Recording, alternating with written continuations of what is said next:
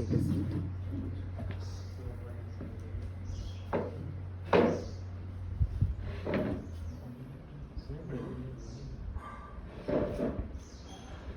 You can sit nearby is better maybe. Little bit nearby is better. My voice is. तो हिंदी इस I think Hindi में सही है ना? हिंदी में बात करते हैं ज़्यादातर लोग। हिंदी आपको आता है हिंदी? थोड़ा थोड़ा और तो सबको आता है ना? आपको हिंदी आता है? ओके, आपको ठीक है ना प्रवीण को? सो ओके,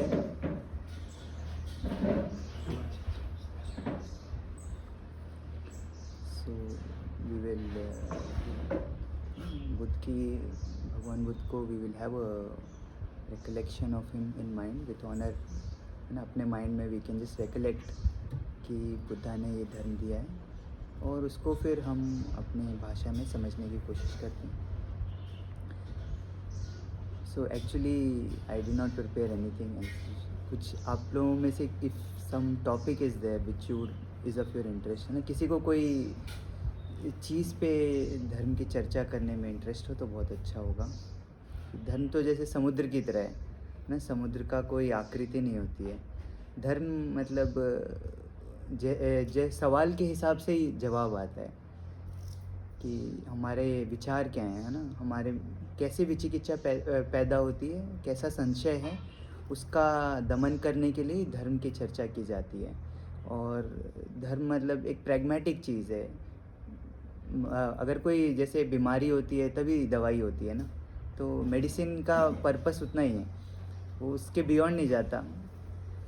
या बुद्ध ने अपने धर्म को एक नाव की तरह बताया है कि नाव को पार करने के लिए उपयोग किया जाता है, नाव को पकड़ने के लिए नहीं।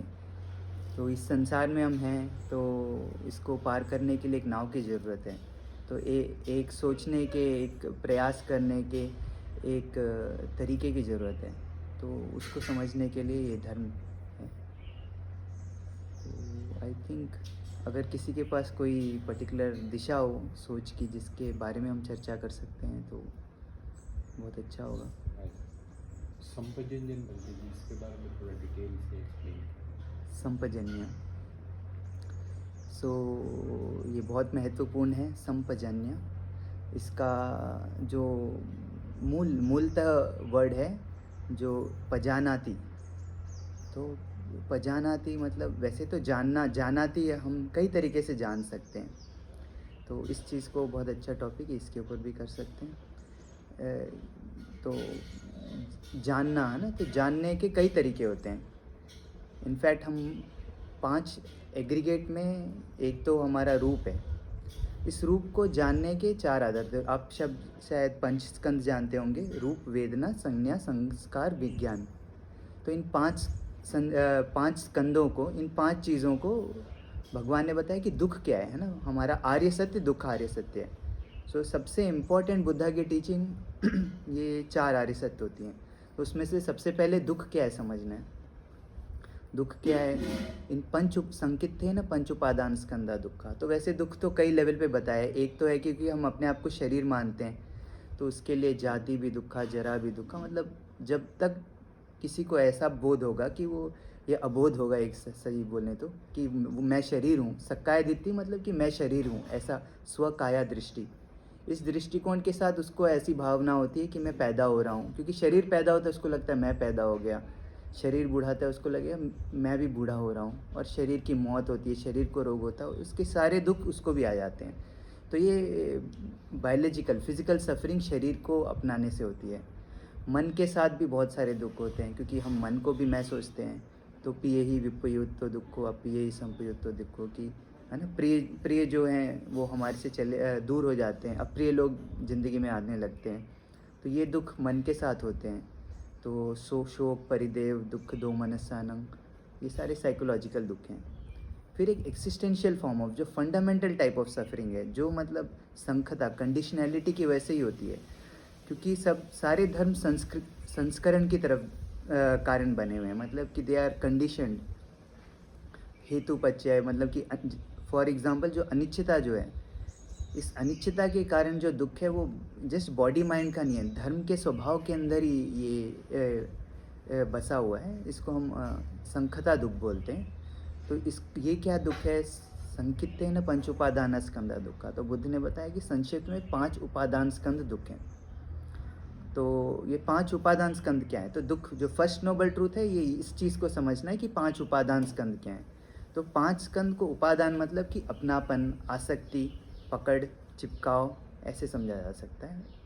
तो ये 5 उपादान क्या है जिनको मैं सोचने से इतना दुख हो रहा है? रूप, वेदना, संज्ञा, संस्कार, विज्ञान।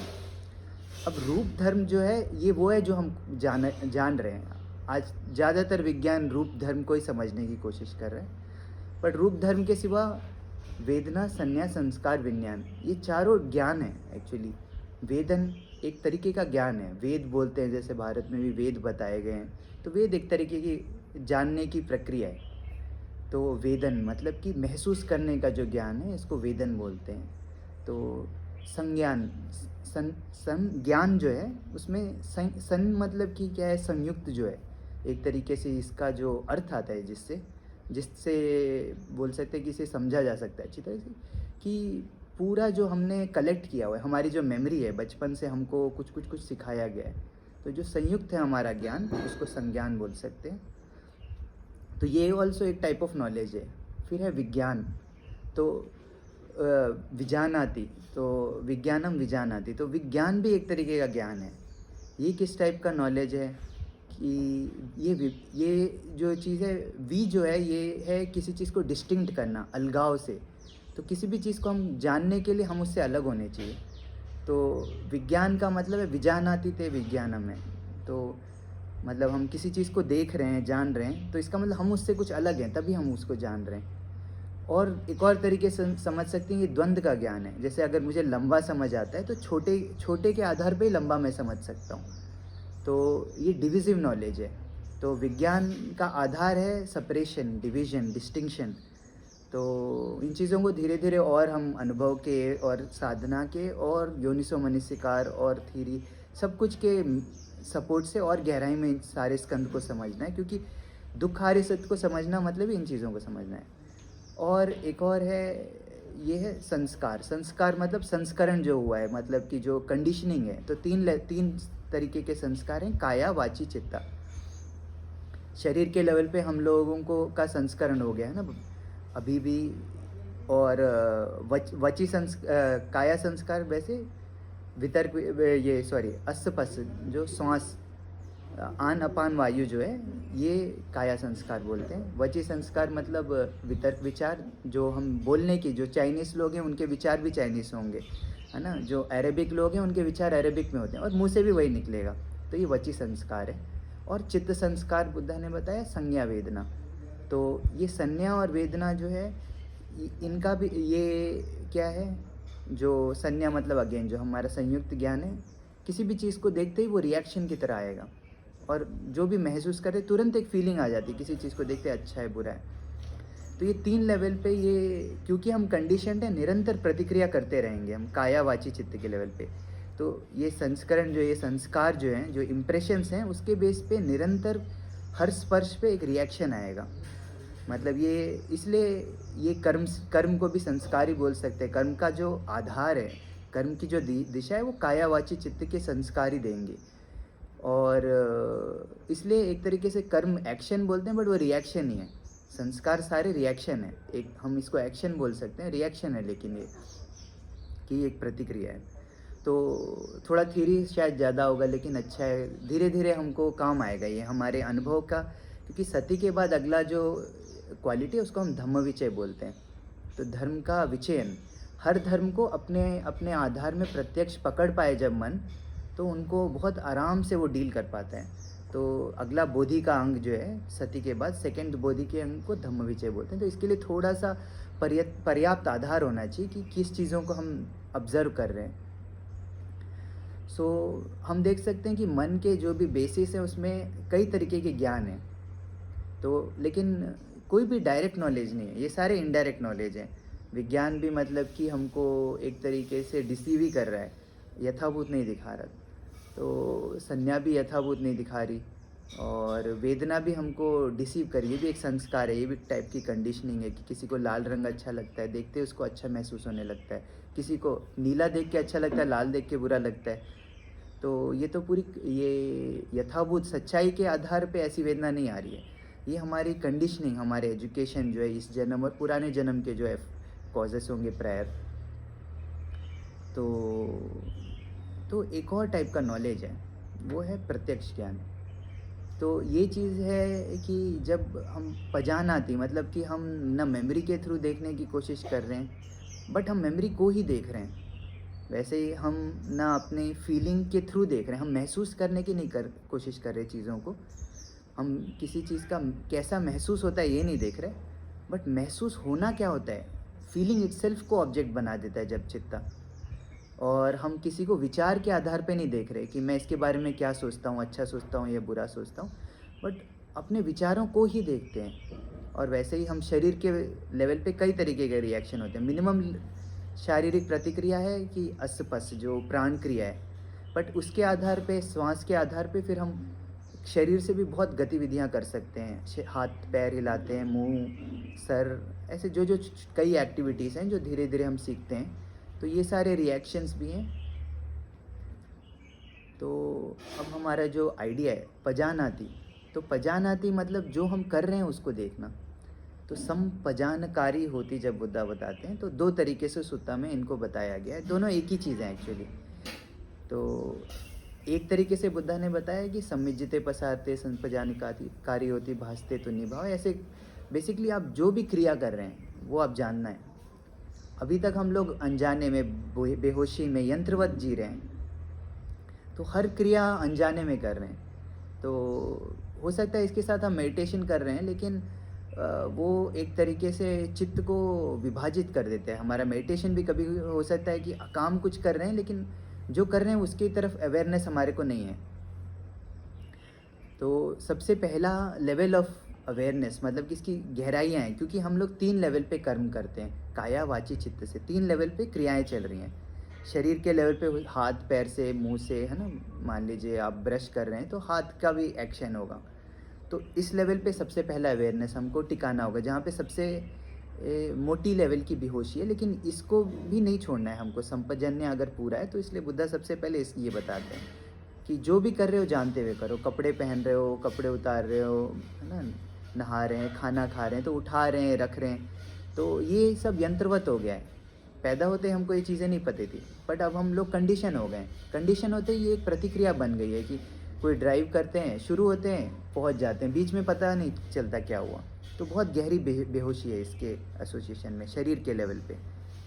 फिर दूसरे लेवल पे है कि अब ये एक लेवल का अगर होश आए, फिर उसके लेवल, उसके साथ जो ये शरीर को पकड़ते ही वेदना, तो संवेदना तो स्टार्ट हो ही जाएगी। संवेदना के आधार पे वेदनाएं पता चलने लगेंगी, बट फीलिंग्स ऑफकोर्स फिर फिजिकल फीलिंग के आधार पे मेंटल फीलिंग्स भी होती हैं।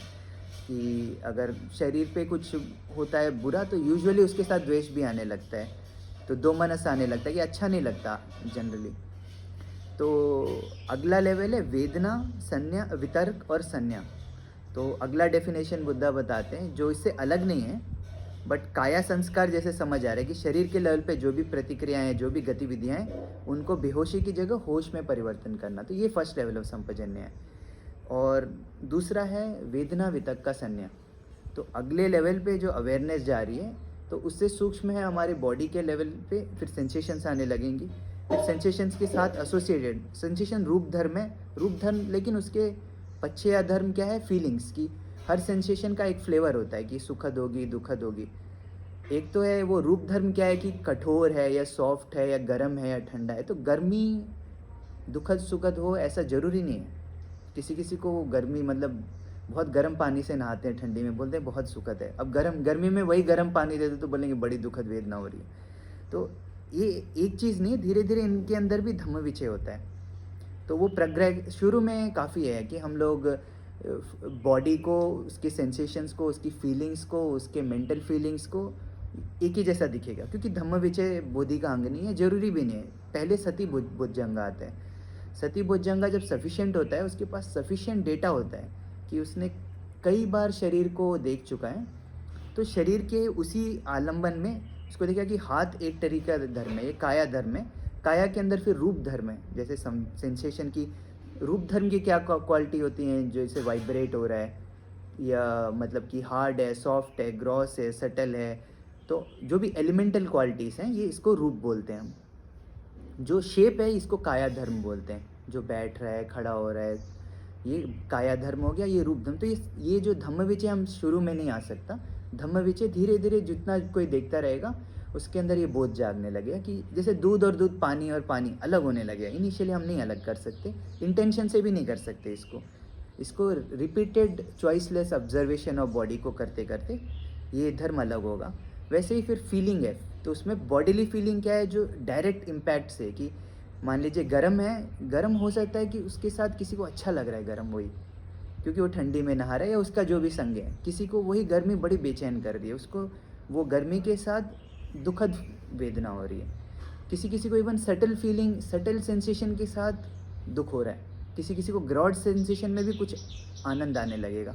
तो ये हमारे कंडीशंस के कि रूप में जो क्वालिटी, रूप मतलब कि हार्डनेस, सॉफ्टनेस, ये चार धातु वाली जो क्वालिटी, ये रूप धर्म है।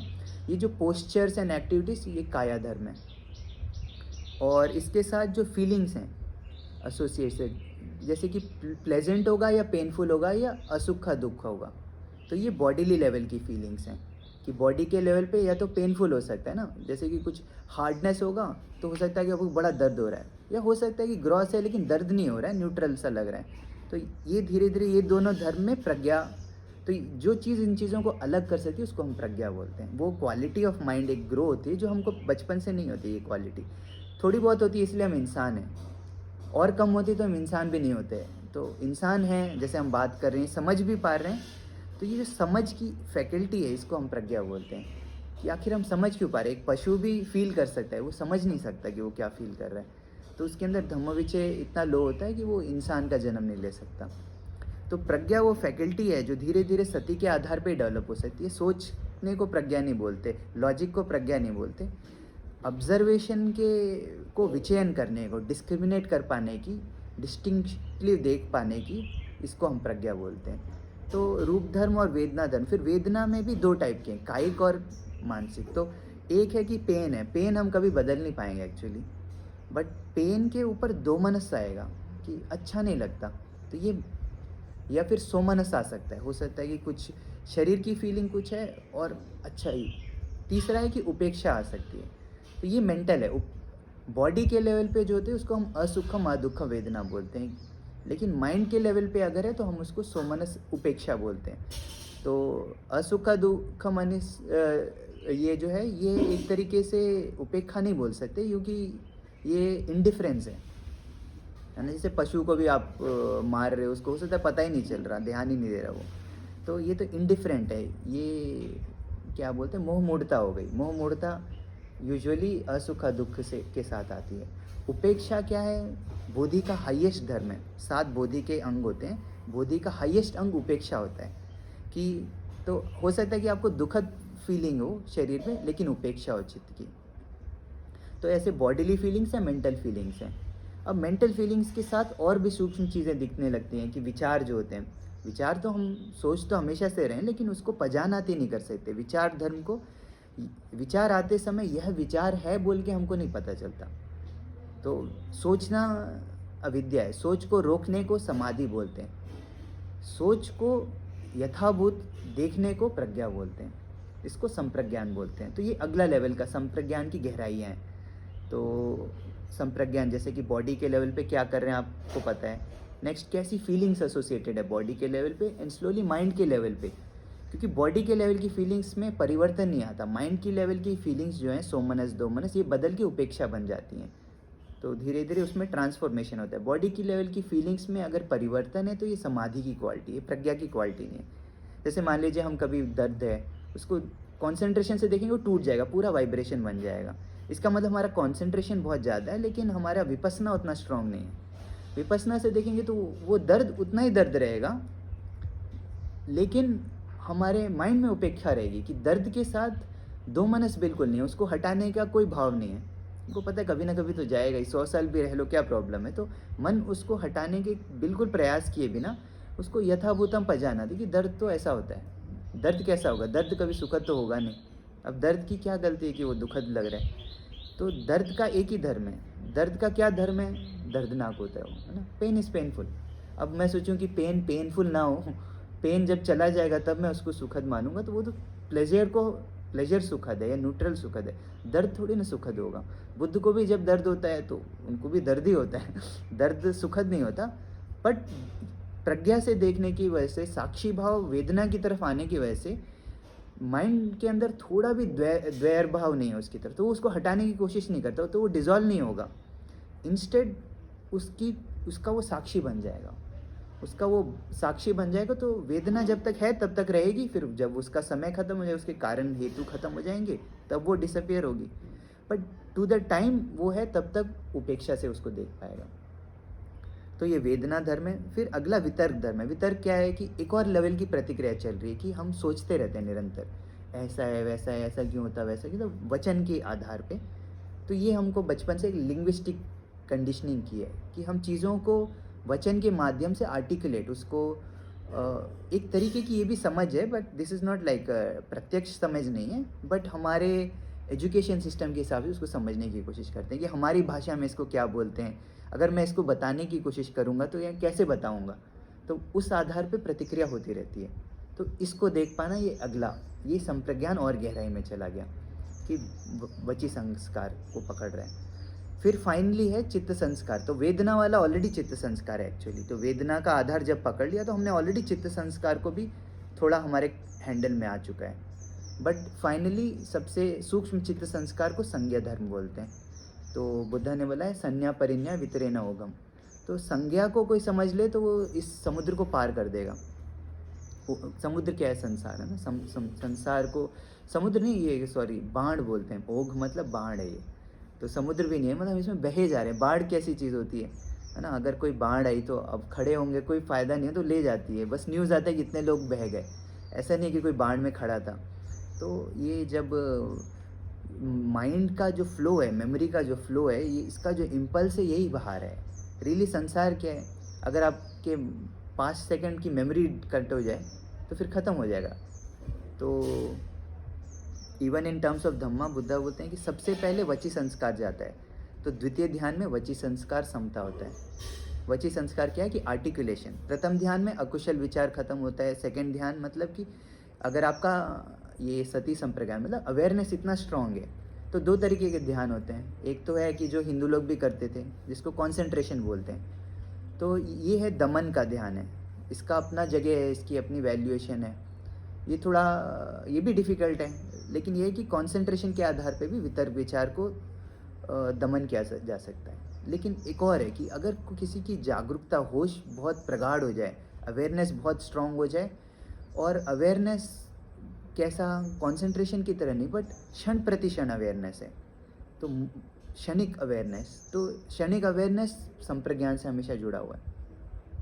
तो मोमेंट बाय मोमेंट हर चीज़ जो भी परिवर्तन है उसको जान पा रहा है। तो सेंसेशन बदल रहा है, जान रहा है। उसके एसोसिएटेड फीलिंग बदल रही है, जान रहा है। उससे एसोसिएटेड थॉट बदल रहे हैं, वो जान रहा है। उसके आधार पे या उससे जुड़े या उसको ट्रिगर करने वाले परसेप्शन आ रहे हैं, उनको जान रहा है। तो ये डिग्री ऑफ अलर्टनेस अगर बढ़ेगी तो एक पॉइंट के बाद थिंकिंग एक प्रतिक्रिया है। तो सबसे पहली प्रतिक्रिया जो रुकती है उसको वितर्क विचार बोलते हैं।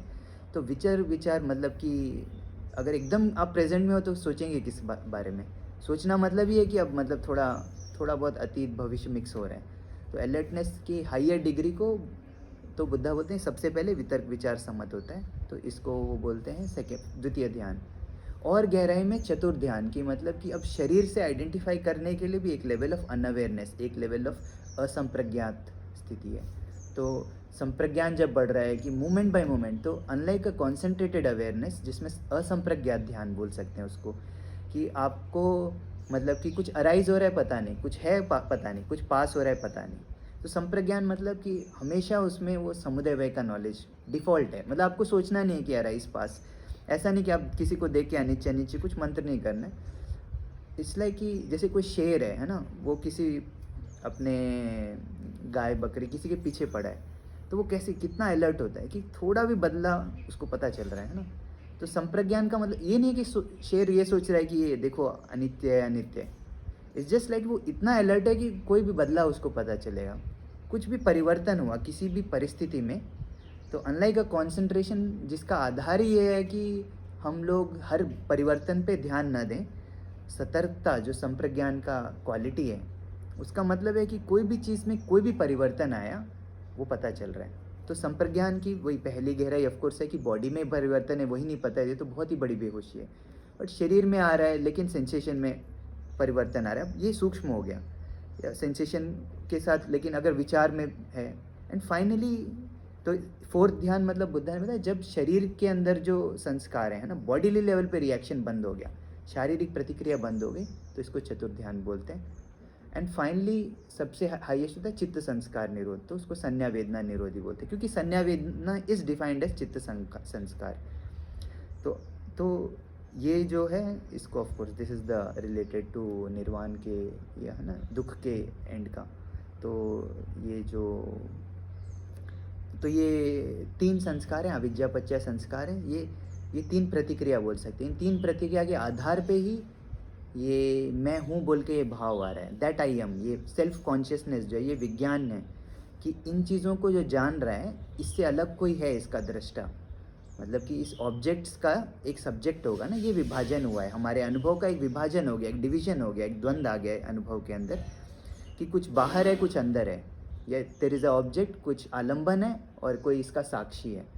तो ये जो भाव जो पैदा हुआ है ये इसका कारण है, ये अकारण नहीं पैदा हुआ, इसका कारण बुद्धा ने ढूंढा है। तो बुद्धा मतलब हेतु पश्चात teacher, he finds the causes of things, कि हेतु क्या है, ये काया वाची चित्त संस्कार हैं, तीनों बॉर्न आउट ऑफ अविद्या, अविद्या मतलब लैक ऑफ पन्य।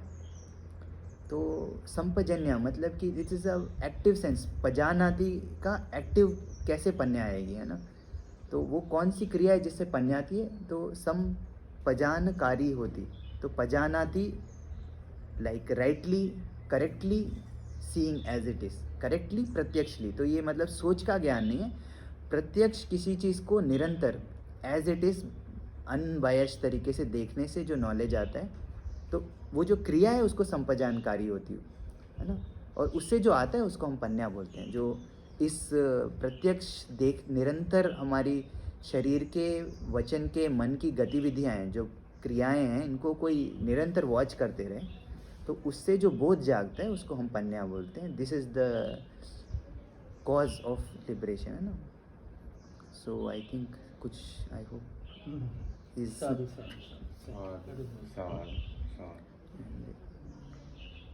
प्रत्यक्ष means present and personal both. Present मतलब प्रत्यक्ष मतलब क्यों, क्योंकि हम लोग यूजुअली संज्ञा के थ्रू देखते हैं, मतलब हम जैसे इसको देखते हैं, शाब्दिक अर्थ पूरी तरह समझाएं। जैसे मैं इस चम्मच को देख रहा हूँ तो मैं ऑलरेडी मुझे लग रहा है मैं चम्मच को देख रहा हूँ, तो बट यहाँ पे कहीं लिखा नहीं है कि चम्मच है, ये एक मेमोरी है मेरी, तो ये मेरी संज्ञा है, तो मैं डायरेक्ट चम्मच को नहीं देख रहा, मेरे और इसके बीच में एक मेमोरी आ गई है जिसकी वजह से मैं इसको डायरेक्ट नहीं देख पा रहा, वो एक फ़िल्टर कर रहा है। साथ में कुछ और भी है कि मुझे अच्छा लगता है, बुरा लगता है, महंगा है, अच्छा, और भी एडिशनल परसेप्शंस हैं, तो वो कंडीशनिंग की वजह से मैं इसको डायरेक्ट नहीं देख पा रहा। तो डायरेक्ट नॉलेज केवल हमेशा इस परसेप्शन को भी देखेगी कि वो कौन सी मेमोरी है जिसके थ्रू मैं इसको देख रहा हूँ, तो वो इसको ही नहीं देख रही, ये जो रूप है देयर इज समथिंग हियर, संज्ञा को भी देख, हाँ, बट इस परसेप्शन को भी देख रही है। तो अब मुझे ये एज इट इज़ हो गया ना, तो यथाभूत ज्ञान दर्शन हो गया कि मुझे दिख रहा है कि क्या रूप है और मुझे दिख रहा है क्या इवैल्यूएशन है, एसोसिएटेड कुछ फीलिंग्स होंगी इससे एसोसिएटेड, कुछ मतलब कि उसका एक प्रभाव है। तो इनिशियली क्योंकि हम बॉडी में देखते हैं, इवेंचुअली क्योंकि हम इस शरीर को हमारी विजुअल मेमोरी के बाउंड्री में देखते हैं, हम सोचते हैं कि हाथ का ये आकृति है कि 5 उंगली है, ये हमारी विजुअल मेमोरी है कि हाथ में 5 उंगली है। सेंसेशन के हाथ नहीं होते, सेंसेशन के पास 5 उंगली नहीं है। तो ये दो जो हैं ओवरले हो गए, हमारी जो विजुअल संज्ञा है कि हमारा हाथ ऐसा होता है, और जो सेंसेशन है जिसका कोई आकृति नहीं है ना, मतलब जैसे गोयनका जी बोलते हैं परमाणु का बुदबुदा है, तो फॉर्मलेस है, इवन गोल भी नहीं है, ये इट हैज़ नो फॉर्म। तो लेकिन जब ये विजुअल मेमोरी ओवरले हो जाती है तो हम उसके थ्रू ही देख पा रहे हैं, तो हमको लग रहा है कि उंगली का ये बाउंड्री है, तो अगर बाउंड्री जब तक सोच रहे हैं तब तक ये परसेप्शन को परसेप्शन की तरह जानना है, या कोई और भी मान लीजिए कोई किसी और तरीके की संज्ञा है, तो इमीडिएटली हम नहीं जान सकते क्योंकि संज्ञा बहुत ही डिसेप्टिव धर्म है। उसका मोह क्रिएट करने की, जैसे खुद बुद्धा ने बताया कि ये संज्ञा वेदना इज़ द हाईएस्ट सिचुएशन, मतलब कि वो चतुर्ध्यान में भी नहीं होगा वो, फिर भी वो लिंगर करता रहेगा। Some level of hallucination keep happening, कि लगेगा ये देखो छोटे छोटे पार्टिकल है, वो भी परसेप्शन है। छोटा लगना मतलब कि आपके मन के अंदर एक बड़ा का एक बेस है, एक स्केल है, एक पैमान है जिसको हम मान बोलते हैं। तो सबसे गहरा संयोजन जो होता है अविद्या के बाद उसको मान बोलते हैं, मेजर। तो कोई भी विज्ञान कैसे आ रहा है, जैसे मुझे अगर कुछ चीज़ छोटी लग रही है तो मेरे अंदर एक ऑलरेडी एक मेजर है कि बड़ा क्या होता है। उस बड़े के आधार पे ही मैं इसको छोटा बोल के मैं पहचान पा रहा हूँ। इसको मैं मेजर कर रहा हूँ कॉन्स्टेंटली कि कुछ बड़ा होता है, और ये वो उतना बड़ा तो लग नहीं रहा, ये छोटा सा सेंसेशन है, ये सूक्ष्म है। तो मेरे मन में है कि शायद कुछ स्थूल होता होगा, वो मेरी मेमोरी है। मतलब मेरा prior experience is like corrupting the present experience through. तो उसके अंदर एक नित्य भाव है। इवन दो एक लेवल पे आई एम ऑलरेडी सीइंग अनित्यता, बट जो मेमोरी लेवल पे उसमें नित्य भाव आ जा रहा है, क्योंकि पुरानी मेमोरी जो है उसके आधार पे मैं प्रेजेंट एक्सपीरियंस को गॉज कर रहा हूँ कि ये तो अभी तो मैं नहीं जानता कि ये स्पून है, ये पुरानी मेमोरी है। तो इट इज़ एंटरिंग, वो मतलब वो नित्य भाव ले रहा है कि वो फिर से प्रेजेंट में घुस गया वो, तो मुझे डायरेक्टली एज इट इज़ नहीं दे रहा। तो of course this the highest level of Pragya, but Pragya is की संज्ञा विना। बट इनिशियली यही है कि जैसे जो भी है, जैसे सांस को भी हम डायरेक्ट देख रहे हैं तो ये प्रज्ञा ही है। तो विटनेसिंग वाली जो क्वालिटी, अवेयरनेस वाली, तो ये प्रज्ञा ही है कि कोई भी चीज़ को हम जिस भी एक्सटेंट तक डायरेक्टली देख पा रहे हैं एंड धीरे धीरे सक्सेसफुली, मतलब प्रज्ञा ऐसी चीज़ नहीं है कि हम इमीडिएटली सक्सेसफुल होंगे इस प्रोजेक्ट में। वो एक रिफाइनमेंट का है, जैसे कि कोई मेटलर्जी है या कोई भी चीज़ होती है तो प्रोग्रेसिवली प्यूरिफाई करते हैं ना। तो हमारा डिग्रीज ऑफ कंडीशनिंग है, इतना डिग्रीज ऑफ अनरियलिटी है एक एक्सपीरियंस के अंदर। ये ऐसा नहीं है कि हम वन मोमेंट में हम शिफ्ट नहीं कर सकते। किसी को बोलेंगे कि आज ही आप आए, आज ही आप यथाभूत देखने लगिए, तो वो यथाभूत नहीं दिख सकता उसको, बट ज़रूर एक एंट्री पॉइंट आ सकती है कि देखिए। सो लाइक गोयनका जी ने बहुत अच्छा एक सेंसेशन का पॉइंट दिया कि वी नो कि हाँ ये तो डायरेक्ट हो रहा है, ये तो हमको पता है कि ये इमेजिनेशन तो नहीं है, ये तो कुछ है, बट उसमें भी कुछ कुछ इन्वेजन आता रहेगा, मिक्स होता है। जैसे हमको लगा हमारा पैर नीचे है, अब नीचे कैसे आपको पता है आपका पैर? तो नीचे का मतलब ही कि अप डाउन का एक कंसेप्शन है जो मेमोरी ने से हमने सीखा है। तो ये चीज़ें इन्वेट करती रहेंगी एक पॉइंट तक, तो जितना धीरे धीरे सक्सेसिवली। और कभी कभी विचार होते हैं, कोई बोलता है मुझे विचार ही नहीं आ रहा, बट वो भी एक विचार है, बट वो उनको पता नहीं कि ऐसा वो सोच रहे हैं कि विचार नहीं आ रहा, ये कैसे पता चलता है? थ्रू थिंकिंग वाली पता चलता है। तो धीरे धीरे डेप्थ्स ऑफ अवेयरनेस है, depths of awareness and understanding, सती संपजन्या मतलब अवेयरनेस एंड अंडरस्टैंडिंग। इंग्लिश में एक टेंटेटिवली वी कैन ट्रांसलेट, कोई ट्रांसलेशन एप्ट नहीं होता वैसे भी, है ना, शब्द हैं ये तो शब्द, जैसे बुद्धा के नाव है, तो हमको इनको उपयोग करना है ना। हम इस पर डिबेट कर सकते हैं कि अच्छा ट्रांसलेशन है कि नहीं, अंडरस्टैंडिंग कहीं बुरा वर्ड है कि नहीं, सती क्या है, सती का ये वर्ड है, तो हमारा काम हो रहा है कि नहीं हमको देखना है। मैं ये नहीं बोल रहा कि ये शब्द सबसे अच्छा ट्रांसलेशन है या ये शब्द, बुद्धा खुद ही तरीके से कई तरीके से बुद्धा बताते हैं, क्योंकि वो जानते हैं कि। और एक और चीज़ है इस धर्म में, भगवान ने बताया कि कई तरीके के लोग थे, नैया, पदपरमा, 4 तरीके के लोग होते हैं। कुछ लोग तो सुनते ही एनलाइटेंड हो जाते हैं, उनको और कुछ चाहिए ही नहीं, उनके अंदर कुछ कन्फ्यूजन है, बस उनकी सोच में, दृष्टि में गड़बड़ था, वो सुनते ही उनका बराबर हो जाता है और एम्प्टीनेस की तरह दिख जाता है। किसी को थोड़ा प्रैक्टिस करना पड़ता है।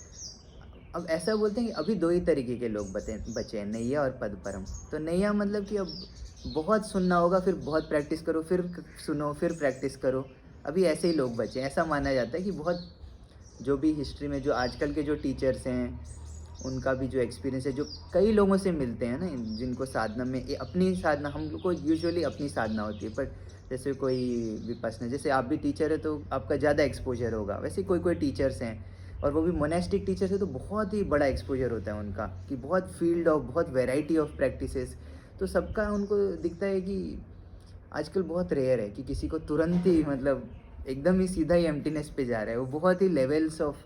तो इसका मतलब प्रैक्टिस करो, फिर समझो, फिर प्रैक्टिस करो, आजकल ऐसे लोग हैं। बट बुद्धा ने एक चौथी कैटेगरी भी बताई, पद परम, कि जो लोग नहीं एनलाइटेंड हो सकते। तो इसका कमेंटेटर्स ने यूजुअली ये विचार लगाया कि ये शायद लाइक पारमी नहीं होगी, बट रियली इसका अर्थ क्या है? पद परम मतलब कि पद मतलब वर्ड्स, परम मतलब इम्पोर्टेंस। तो मतलब जो शब्दों को ही फंस जाते हैं। कई लोग होंगे, जैसे हमने कई बातें की, अब वो इस शब्द के अर्थ को इस किसी अनुभव को दर्शाया जा रहा है इन शब्दों के थ्रू, वो इन पदों को ही पकड़ लेंगे, वो पद को ही महत्वपूर्णता देते रहेंगे कि अच्छा बुद्ध ने 4 आर्य सत्य बोला है या पन्या बोला है, तो अब उस शब्द को ही पकड़ लिया उन लोगों ने। वो शब्द किस चीज़ की तरफ दर्शा रहे हैं उसकी तरफ वो बढ़ने की कोशिश करने की जगह उन शब्दों के अंदर ही मतलब झगड़ने लगेंगे कि नहीं, इस टीचर ने तो ऐसे बताया था, आपके शब्द तो मैच नहीं होते XYZ टीचर के तरह, या बुद्धा ने तो ऐसा ट्रांसलेशन, तो भिक्खु बोधि ने कुछ और ट्रांसलेशन किया, भिक्खु XYZ ने तो कुछ अलग किया है। तो वो मतलब शब्दों में फंस गए। अब उनको मतलब ये शब्द किस अनुभवों को पॉइंट आउट कर रहे हैं या किस तरीके के बोध को पॉइंट आउट कर रहे हैं, उससे लेना देना नहीं। वो तो चौथे जो कारण है एनलाइटमेंट का, ये नहीं है कि उनकी पारमी नहीं है तो बुद्धा ने बोला 7 साल काम करो हो जाएगा, पारमी है तो 7 दिन में हो जाएगा, पारमी नहीं है तो हाँ फिर 7 साल लगेगा अगर बहुत मेहनत करेंगे। 5 और लोग हैं, एक है पदपरम कि जो शब्दों में फंस गए, ये नहीं निकल सकते, वो अब मतलब कि डिबेट करते रहेंगे। तो उनका मेन काम है धर्म को लेके, अब किसी और से बोलेंगे देखो हमारा तो समझ आपसे अच्छा है, हमारी लैंग्वेज आपसे अच्छी है, हम तो ये सेक्ट के हैं, वो सेक्ट के। कोई नॉन सेक्रेटेरियन सेक्ट वाले भी आजकल तो ऐसे भी हमारे अनफॉर्चुनेटली हो गए हैं कि नॉन सेक्रेटेरियन सेक्ट में भी बैठे हुए हैं कोई। तो उनका गोल निर्वाण नहीं है, उनका गोल कुछ और है। तो जैसा गोल है वो रिजल्ट मिलेगा। बट जिसको सचमुच दुख से मतलब एक नाव है, बुद्ध ने एक नाव दी है ना, और कोई भी अच्छा टीचर जो कंपैशनेट होता है वो इस कारण से बताता है कि इसको उपयोग करके निकले। अब स्टूडेंट्स का अपना अपना इंटरप्रिटेशन, वो उनकी गलतियाँ हैं, वो टीचर्स की गलतियाँ नहीं हैं, क्योंकि वो शब्द यूज़ करके बताते। तो पदपरम नहीं बनना है हमको, इन शब्दों का उपयोग करके जैसे प्रैक्टिस की जानी है। ऑफकोर्स क्लैरिफाई करते रहना पड़ेगा। खुद भी आजकल फॉर्चुनेटली बुक्स भी हैं, खुद भी कई लोग प्रैक्टिस कर रहे हैं, धर्म वापस आ रहे हैं, तो डेफिनेटली किया जा सकता है।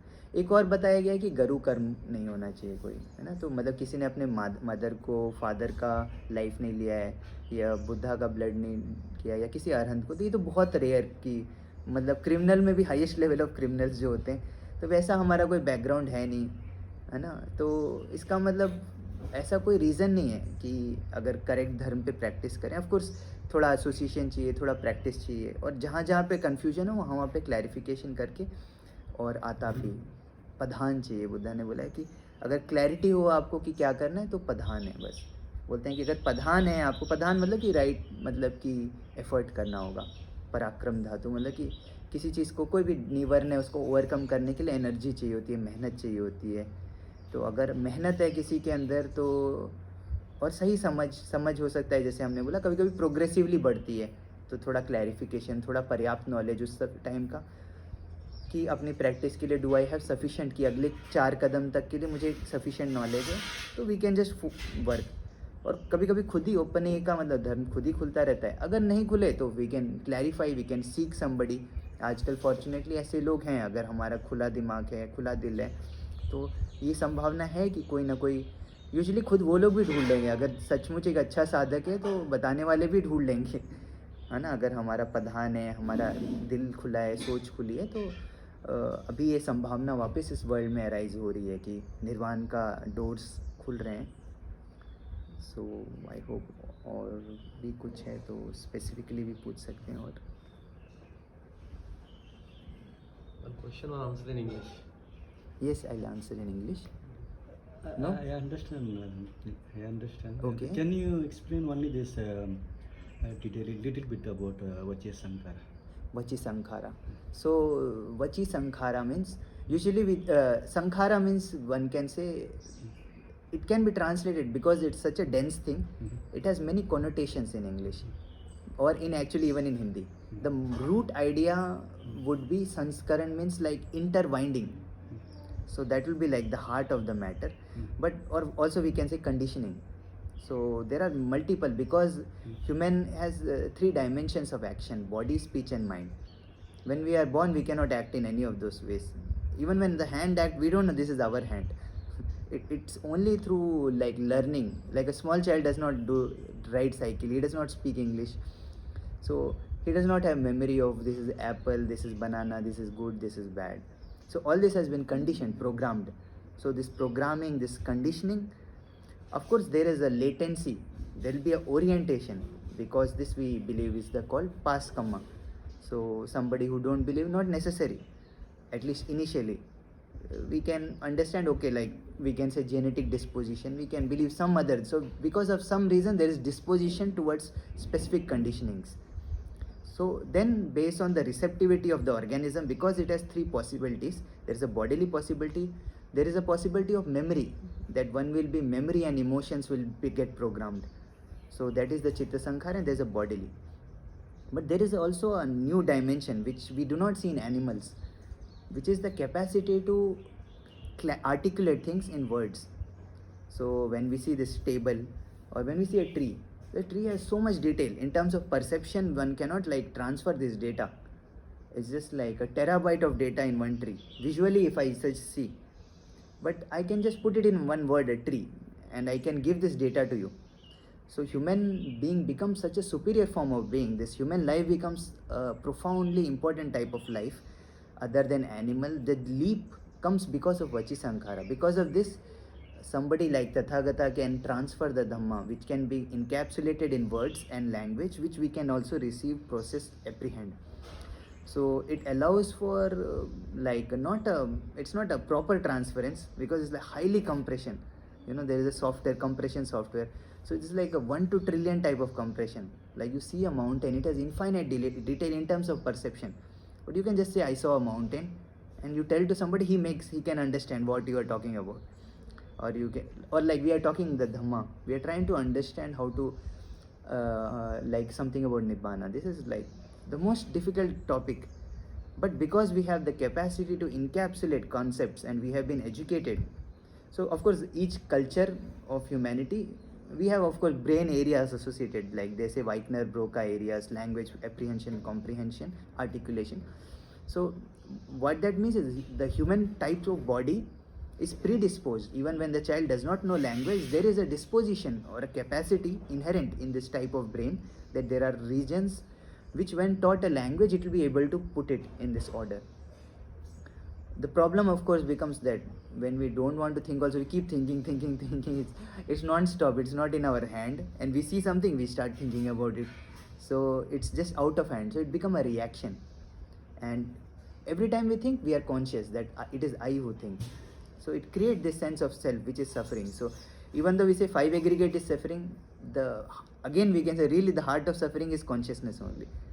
Like Buddha compares it to somebody being put a spear, like he says, like you get a prisoner and he says put 300 spears on him. Like imagine 300 spears, like even one spear we cannot imagine the pain. So he says, then the king asks, is he still alive? He says, still alive. So he says, put another 300 and then evening time another 300. So like, and one keeps on going like that. So Buddha says that like the amount of suffering one is enduring because of being conscious every moment. Like when you're asleep, you don't know anything, right? So it's an unconscious state, but it's not like an escape from conscious, but even a temporary taste of lack of conscious is very pleasant. Pleasant in the sense of at least no more problem of body, mind. But of course it's an unconscious, so it's not a true escape. It is a type of suspension of memory rather than consciousness, that we cannot like retain our information in pattern to comprehend our experience. So that's not a true escape, but even a suspension or an anesthesia somebody give, people feel like, okay, nice, some relaxation. So consciousness is such a big suffering. So this whenever kaya, vachi, chitta, any action is intimidated through body level. If you do something by body, and doing doesn't mean that there is a movement of body. Doing always means identified action. Like a Buddha may move his hand, it may not necessarily generate consciousness. The self-consciousness, rather I would use instead of consciousness, the correct word would be self-consciousness. Self-consciousness is generated whenever any movement is initiated with oneself as the subject of that action.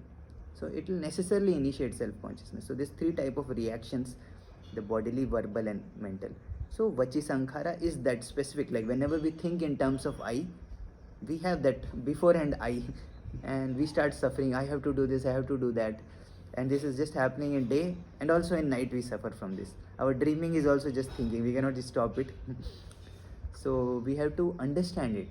So like another dimension of Sampajanya, as I said, that Buddha said, Vedana Vitakka Sanya. Another way in the Madhu Pandika Sutta, Buddha explains, he says it's like a very important sutta. According to Buddha himself, he says it's a honey ball sutta. Buddha names it. So he says when there is a contact, there is feeling. So any contact, we can feel it immediately. There will be some sensation.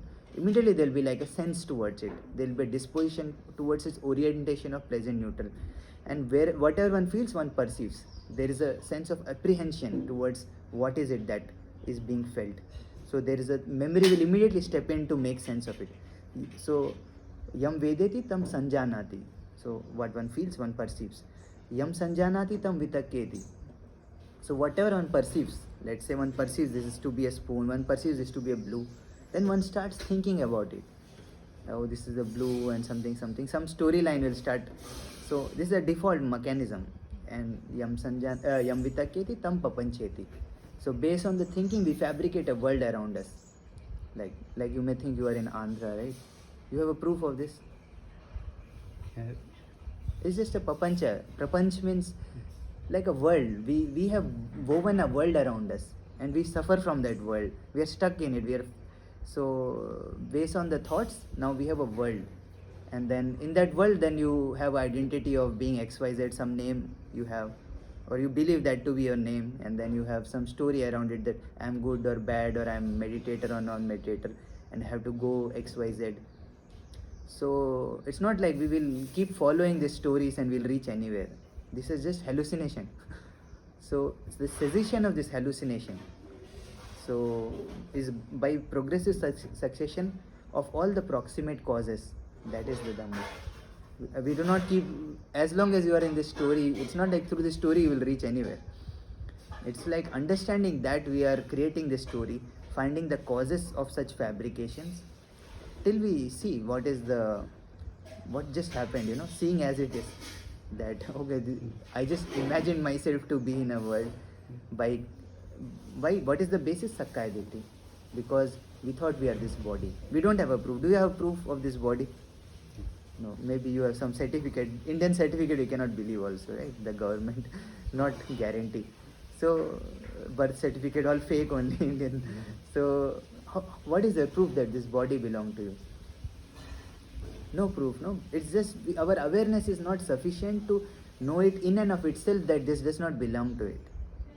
So till we cannot know it by our direct knowledge, we have to keep working on ways to see things as it is. So that this view start breaking down, that this form is not oneself, feeling one not self, perception. So the anatta, this is our goal, not oneself, not me, not mine, not myself. This is the heart of Buddha's practice, that to know that whatever we think to be ourself, that is not ourself actually. And other than that, there is nothing to know, because knowing itself is a aggregate called consciousness.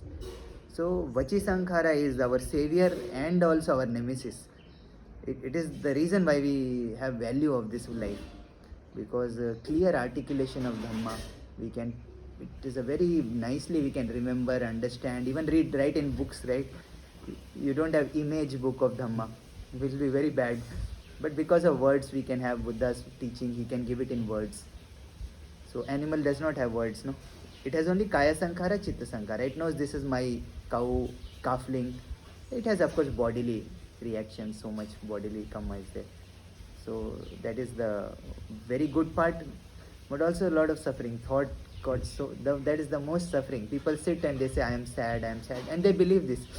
The reason of sadness is, how do you know if you are happy or sad? Without thinking, can you tell me you are happy or sad? Because I am sad. So that's a thought in your mind. So you have to believe your thoughts. So it's very ambiguous, but this is our strange reality that we ourselves think ourselves into sadness and happiness. So we think I am sad and we become sad because we believe in our own thoughts. So the escape is to watch, the watching, observation. Vipassana means observation. Passana means seeing. We, of course, is because we think till now our seeing is through eyes.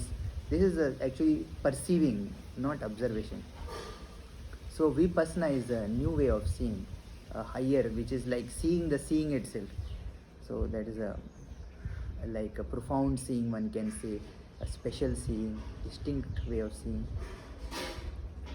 So and So what is the name of that sutta, Madhu?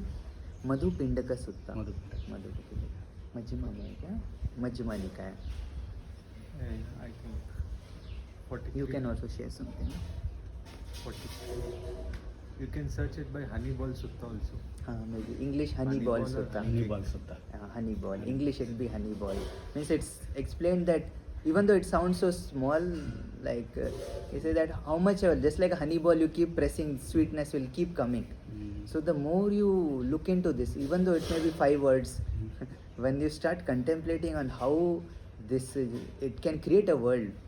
World has been fabricated by not understanding contact and all the consequential feelings and perceptions that we are sporting out, like, because the whole universe created out of this. So that's not a minor matter. And we can understand so much about world, life, problems, society, politics, all those things you don't want to understand also you'll understand if you understand the genesis of ideological difference, which arise as differentiation based on different perceptions, which arise because as soon as feeling come, it orient the attention towards that perception. It become more salient, and everything else because perception is figure ground structure. So attention will always get directed towards wherever the feeling is.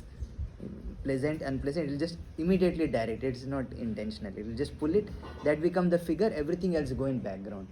And this is creating the different ways of thinking, differentiation in ideas, thoughts, beliefs. So you can read, think about it for full life and practice. It's quite deep. And something around this, you can also say maybe कुछ. I'll just मैं तो add कुछ like, जो you know याद है what, मेरे को, मैंने थोड़ा है ना. I'll just put an emphasis on it.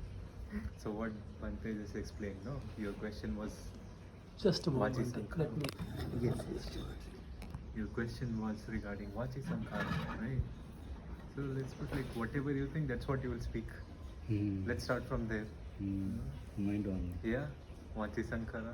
So whatever you think, that's what you will speak. So let's go more deeper. So Bante, like, he already explained, but then I'll just lay an emphasis. I'll just repeat so that it is there. So this contact, right? You understand what is contact? This Phassa, your Phassa word? Pachaya. Phassa, Yeah, Phassa Phassa. Pachaya. So Phassa is what?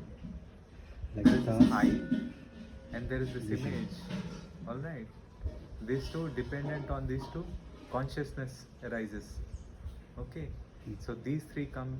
The meeting of these three is called phassa or contact. So at least now you have a definition. Okay, this is what is happening.